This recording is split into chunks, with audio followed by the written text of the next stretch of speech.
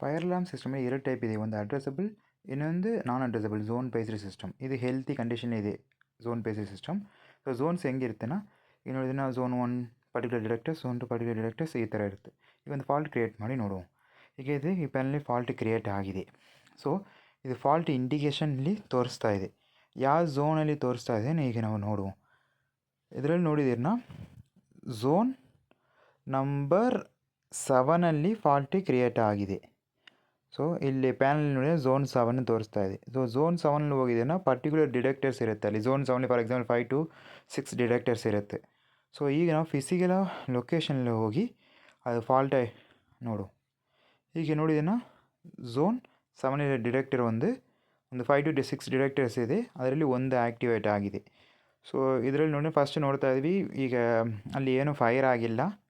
So mall function ಆಗ್ಬೋದು, ಇಲ್ಲಿ dust ಇರ್ಬೋದು, ಅಲ್ಲಿಂದ ಸೊ ಡೈರೆಕ್ಟ್ ಆ್ಯಕ್ಟಿವೇಟ್ ಆಯಿತು. ಸೊ ಸ್ಟ್ರೋಬ್ ಲೈಟು ಉರಿತಾ ಇದೆ.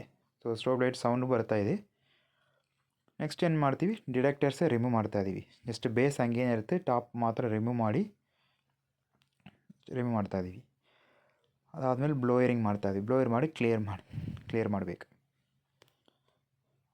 ಸೊ ಚೆನ್ನಾಗಿ ಬ್ಲೋಯರಿಂಗ್ ಮಾಡ್ತಿದ್ದಾರೆ. ಸೊ ನೆಕ್ಸ್ಟ್ ಈಗ ರೀಫಿಕ್ಸ್ ಮಾಡ್ತಾ ಇದ್ದೀವಿ. ಈಗ anticlockwise just fix ಆಗಿದೆ.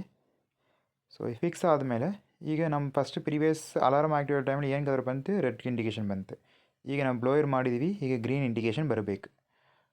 ಸೊ ಈಗ ನೋಡಿದ್ದೀರನ್ನ ಇಲ್ಲಿ ಗ್ರೀನ್ ಇಂಡಿಕೇಷನ್ ಬಂದಿದೆ. ಸೊ ನೆಕ್ಸ್ಟ್ ಪ್ಯಾನಲ್ಗೆ ಹೋಗ್ತಾ ಇದ್ದೀವಿ. ಪ್ಯಾನಲ್ ಹೋಗಿ ಫಸ್ಟ್ ಅಕ್ನಾಲೇಜ್ಮೆಂಟ್ ಕೊಟ್ಟಿದ್ದೀವಿ. ಅಕ್ನಾಲೇಜ್ಮೆಂಟ್ ಕೊಟ್ಟಾದಮೇಲೆ ನೆಕ್ಸ್ಟ್ ಪ್ಯಾನಲ್ ಹೋಗಿ ನಾವು ಪಾಸ್ವರ್ಡ್ ಕೊಡಬೇಕು. ರೀಸೆಟ್ ಮಾಡೋದಕ್ಕೆ ಫಸ್ಟ್ ಪಾಸ್ವರ್ಡ್ ಕೊಟ್ಟು ಹೊರಗಡೆ ಹೋಗಬೇಕು.